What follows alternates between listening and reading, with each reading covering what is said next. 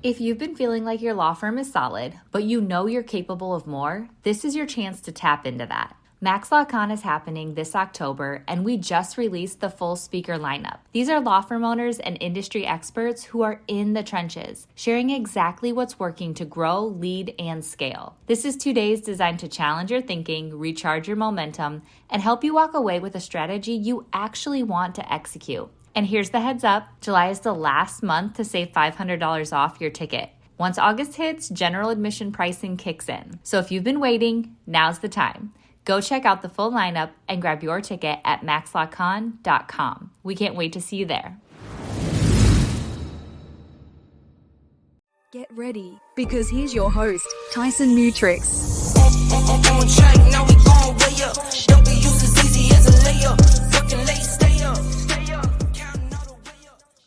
Welcome to the Guild live show. This is going to be a fun one. I've got some good topics to cover today. We're going to be talking about lost leads. I'm going to tease a little bit of a training that we had in the Guild yesterday with the wonderful David Haskins. Number one question, we're going to get to that, the number one question that job candidates should ask employers. And so this is one I think that affects all of us and one I wanted to cover. And we're going to talk about poaching. That's a article out of about Meta. We're going to talk about a story that I covered a few months ago when it comes to Jaguar and LLaMA, another Meta story. So really there's only one AI story here that we're going to talk about, and that's the LLaMA update. We're going to test it out. I've not tested it out, so I waited. Okay, I waited for you all to test this thing out, and we're gonna have a little fun with it. We'll see, but it looks really interesting. Apparently, it's outperforming maybe all of the major models. I did see a headline that it's outperforming all of the major models, but it's one of the things I don't know. I've not played with it yet, but let's get into the first story, and that has to do with lost leads. I want to play this audio clip that we played in the training yesterday from David Haskins. So I would love to hear your all's thoughts on this. I really would. I know I've got very strong opinions about it, but check this out. All right, Mr. What you have going on today? Well, not too good. I'm in the process of moving out of this apartment. I'm actually in the process of moving out. My son fell down the stairs. He actually was a missing rail from the apartment complex. Didn't even know anything about it. He went straight down. He's in right now. Is it right now? Yes, at Children's Hospital. He's got the ambulance just took him down there. I'm trying to get as much back as I can get. Yes, sir. First off, do you have any pictures of the stairs, and how many were there? The fire truck and everybody, they got pictures. The landlord, they got pictures. Okay, you definitely want to make sure you get a hold of those, especially if he's at. Definitely want to make sure you get those. That way, you'll have them. Yeah, we got witnesses and all that. Gotcha. Okay. So there was a missing rail, and he fell on the stairs. How old is he? He's only 1.5. Oh. He fell like from the third to the second floor, off the outside staircase. Yes, sir. He didn't fall on the ground, from the outside. He came from he was on the porch, like staircase, and then I noticed he just boom went down. I'm like, what the hell? Yeah. And all of a sudden I noticed it was a damn missing rail. So the property manager and all of them was down here. Not down the steps. He fell through the rail. No. It was a rail that was missing. Gotcha. Okay. Yeah, the property manager and all of them was out here just now. Everybody, they was out there looking at it. They tried to nail up another piece back. They nailed another piece back up on it. So I'm trying to make something cover my side. Gotcha. I'm really trying to make sure my son is okay because I don't know what his condition is right now. Yes, sir. So this happened today. This just happened an hour ago. Okay, gotcha. So what I'm going to do, I've got your intake in. Before I can turn it over to the attorney for review, he's going to ask for pictures of the rail. And if you can't help me out, then I'll call somebody else. That's what I'm saying. It just happened. Sir, I don't know what to do. I don't know how to handle it. I don't have any pictures. I understand. Property manager got pictures. They all down here right now. Yes, sir. I understand. I'm not saying that we can't help you. I'm just saying that Okay. it's gonna we're gonna need the pictures of that, but not only that, just Well, your you going son's I injury don't once have it. he You gets have to get it from the done. property manager and the fire people. Okay. Yes, That's sir. Give why me one I second. called them up there to do that.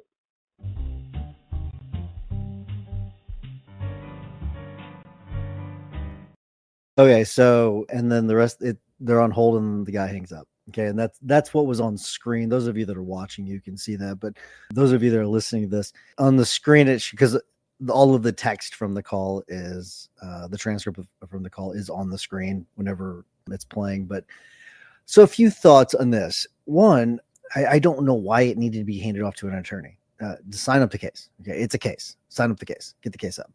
But it's interesting about the wording that some of the wording she used, and I've listened to this call now several times because it is a really good case study. But in the way some of the phrasing, and I catch something new every single time. I just caught something new again. And so before was the what I called yesterday, the dividing line. She goes, before I can get this off to the attorney. And the way it sounded is like, basically, we can't do anything until you get us photos. Because she kept harping on the photos, which the photos, yeah, they're important. They are important. Are they absolutely necessary? No. You don't need them to sign up the call. But the way it was worded, it was like a dividing line between him getting help and him not getting help, right? Before we hand this off to the attorney, we're going to need he interpreted that as like, hey, listen, you're going to help me or you don't. And he's just wanting help. All he wants is help. That's all he wants. He just wants some help. Please help me. I don't know what to do. He called an attorney after an hour after because he didn't know what to do. He's lost. He's lost in the woods. He needs some help. He needed a lifeline. So this could have been easily signed up over the phone, and you all could have someone out investigating that case in a couple hours or less, depending on how good your investigator is, right? He needed to be comforted in that situation. There was also clearly, I don't know if you can hear the typing. The typing, she was like just trying to type away, get as much information as possible, but no empathy, right? Like she did express some empathy. I can't say no empathy, but on a scale of 1 to 10, she's like a 5. Like the empathy was pretty darn low. She didn't express a whole lot of empathy. There was another thing though, which was interesting. What I caught just a moment ago, it's one I didn't catch before, is unintentionally she escalated the situation when and it's an odd thing to say because I think she was trying to be respectful, but she said the way she had said sir, it was almost like she was lecturing him in a way. It was like, if you listen to it again, that escalates it even more.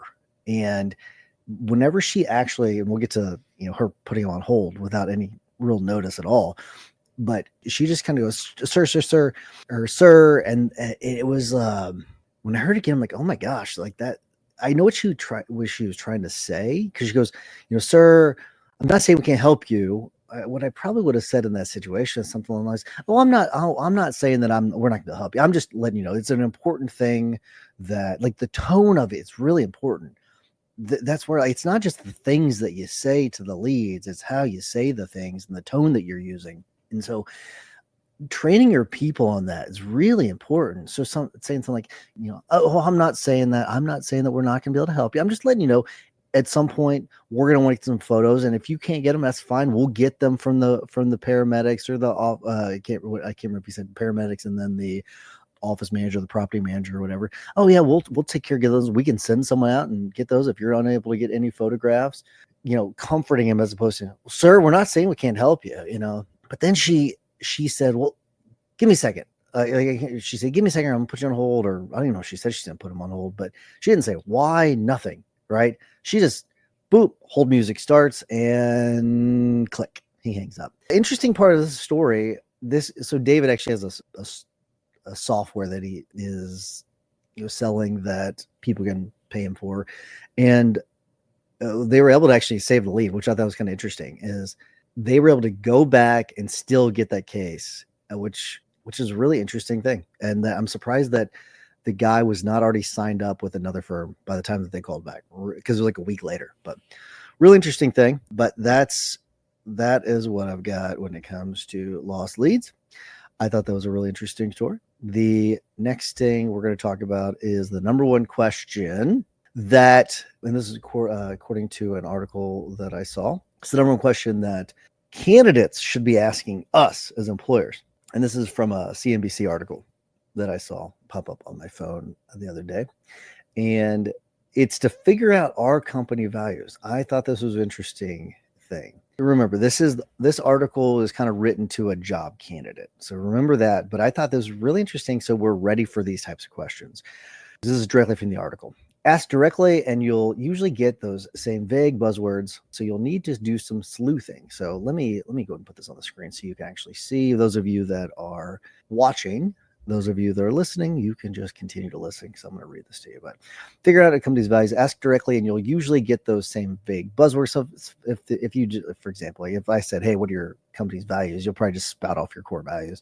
So you need to do some sleuthing, and that's where the job interview comes in. There's one question that cuts through the BS. What kind of person should not work at this company? I thought it was a really interesting question, a really good question. What kind of person should not work at this company? People ask it are usually stunned. It almost always catches managers off guard, but that's exactly why it works. And it's interesting because it's very similar to our question that we ask when it comes to, what would your best friend say about you? Or say what's something your best friend would say that you need to improve? That's a question that Kristen asks candidates all the time. And it catches people off guard because they're thinking, oh, what would my best friend say? Not what would I say? What would my best friend say? This is a very similar question that it catches you off guard a little bit. So, what kind of person should not work at this company? All right. So you're figuring out who's not the right fit. So you're backdooring, how you're figuring out what the company's core values or what their values are. And it says, because the answers are often more honest, less rehearsed, and far more revealing. Here's some real responses my students have heard. And this is the person that wrote it. A person who doesn't want to text on weekends, someone who wants to try out different roles. This is a place for specialists. A person who's too social. Excessive wokeness does not really fly here. Anyone who likes to work on their own too much. Now we're getting somewhere. These answers reveal true values in high relief. I don't know what that means, but anyone who likes to work on their own. So to me, okay, this is a team. This is a team environment. Excessive wokeness does not really fly. I could say that that's probably more of a conservative environment. A person who's too social, that's to me more of a less of a team environment, maybe, I guess. Someone who wants to try out different roles. This is a place for specialists. So they tell you in that answer that, this is a place for specialists. So, we don't want you jumping around from role to role. We kind of want you stuck in I won't say stuck in one place, but you're going to stay in your role. You're going to do that role. And then a person who doesn't want to text doesn't want to text on weekend. So on that one, they want communication around the clock. It sounds like, but it sounds like a great environment. Not really, but that was an interesting one. So be ready for that question, right? That's a really good one. What kind of person should not work at this company? So that's a fun one. All right, let's talk about poaching. This is also really interesting because Sam Altman this was a leak this is from Wired. This was because of a leak from a Slack message that Sam Altman had sent to his team. And it's really kind of interesting. He's mad about Meta and their poaching. And I can tell you, when it comes to poaching, I've always kind of thought it as distasteful myself, to be honest with you. And there's probably nothing wrong with the strategy, but I find it really hard, especially, even in like the St. Louis market, if I were to go and try to poach employees from other injury firms, I feel like it's still a pretty small market, or even not just the attorney's bar in general in St. Louis, which is not a small city, right? It's not a tiny city. I'm a little hesitant to go and try to poach employees from other firms. And that is a little, so I want to talk about this a little bit because some of this just might be my own thing I've got to get over. But this article is interesting because they talk about Sam Altman called Meta's poaching distasteful in a Slack to his team. By the way, this is from Rowan Chung. It's a post he shared, but it's about he shared Wire's article. And Rowan Chung, if you want AI news, he is fantastic. So it's at Rowan Chung, Cheung. I've mentioned him on the show before. He's really good. In this message, he claimed Meta missed top targets, went far down their list, meaning down OpenAI's list to get to people, warned of cultural problems from poaching, said salaries are being evaluated, and OpenAI stock has much, much more upside. And then in the actual article, or the Slack message, part of it is, we have gone from some nerds in the corner to the most interesting people in the tech industry, at least, he wrote on Slack. AI Twitter is toxic. Meta is acting in a way that feels somewhat distasteful. I assume things will get even crazier in the future. After I got fired and came back, I said that was not the craziest thing that would happen in OpenAI history. Certainly neither is this. And then in the Wired post, OpenAI CEO Sam Altman is hitting back at Meta CEO Mark Zuckerberg's recent AI talent poaching spree. Missionaries will beat mercenaries, Altman wrote in an internal memo to OpenAI researchers. Tell me if you think I'm wrong. I tend to agree with Sam Altman. I think the poaching is a little bit distasteful. The way he's approached it too, I think, is part of the problem, where they've openly said, and I think some of the numbers have been exaggerated. I've heard that Zuckerberg was offering $100 million to people from OpenAI. I've heard that that's not true. Other things I've heard is it depends on how you calculate it. So there's lots of different things, lots of rumors out there. But they openly have said that they're going out poaching OpenAI people in this current industry. The way things are, that current industry when it comes to AI development, everything. This right now is the Wild West, and anything kind of goes at the moment, I guess. And so things are rapidly changing, and I could see the need to go and get some super elite tech people. I could totally see the need for it. So I can see it both ways, but yeah, interesting stuff. All right, I want to go on to the next story. And this is the update on Jaguar. All right, so those of you that don't remember, this is one where it's months ago, but they had run a new marketing campaign. It might have been the Super Bowl. Now that I'm thinking about it, might have been the Super Bowl. And back then, you can see I've got an ad on the screen. Lots of colors, right? Lots of very, very colorful. It was a little odd, in my opinion, based on the typical Jaguar customer. It really was. Lots of, I've got the picture of your yellows and oranges and pinks, and it was just, I thought it was I don't know how to describe the commercial other than super odd. There was no car in the commercial, and then they ran a series of clips after the commercial. It just was bizarre to me. And this is coming from someone that I've never owned a Jaguar, although growing up I really wanted a Jaguar. I love Jaguars. I thought they were great, even though that they've got they're a British vehicle, and they had a history of terrible engines. Not all of them, I guess, but many engines were made and they were terrible. But that being said, set that aside. Over their history, some beautiful cars, beautiful cars, but not one vehicle was in it. And I've seen some really cool vehicles in their ads since, so they have started to put them in there. I think that they're shifting to an all electric fleet. I may be wrong about that, but I know that many of their vehicles are shifting to electric.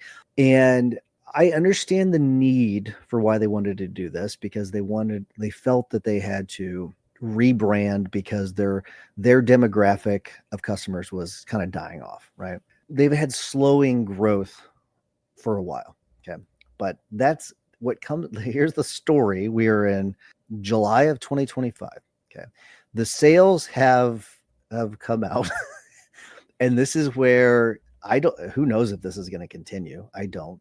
But what's interesting is if you go and you look at all the updated numbers, Jaguar's April 2025 Europe sales plunged 97.5%, okay, from 1,961 units sold the previous year to just 49 vehicles, marking a near total collapse during its rebranding phase.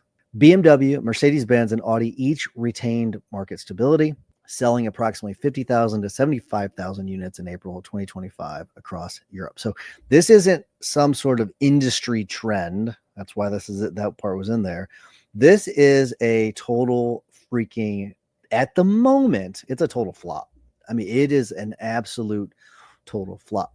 And the reason why I want to talk about this obviously it's not a car industry show, but it is something where we got to talk about branding and things like that. And you have to really protect your brand and your reputation. And if you don't, you could really alienate your core customer base, your core client base. And if you don't, or if you do, you could be in a lot of hurt. Just think about it. If your sales plummeted 98%, I mean, think about that.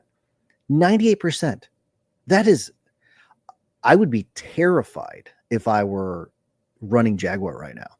If my law firm lost 98% of its sales, I would be terrified right now. So it's a warning message is what I'm saying, is be careful when it comes to your branding and protect your brand, be consistent with your brand. Cause I mean, when we're talking about brand, we're really talking about reputation. That's what we're talking about. So be very, very careful with your reputation. All right, let's get into the last story, which is LLaMA.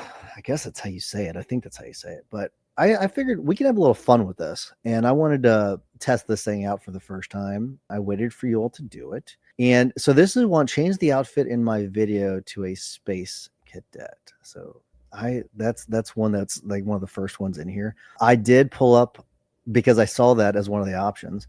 I was at an awards ceremony last night. So my parents got best, I guess they call it, it's basically best mechanic in Columbia.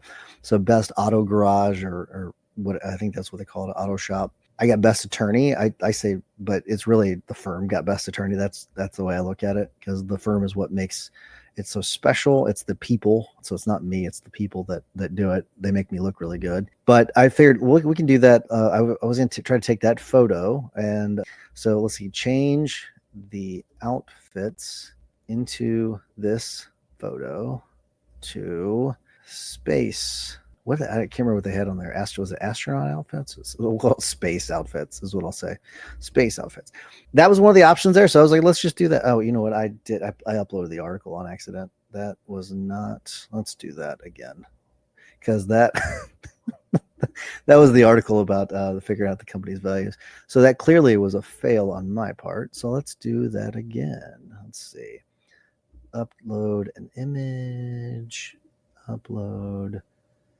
And it's because I don't know if you all have Macs, but if you have to convert these to a JPEG sometimes. So we're going to do that. And that way we can file.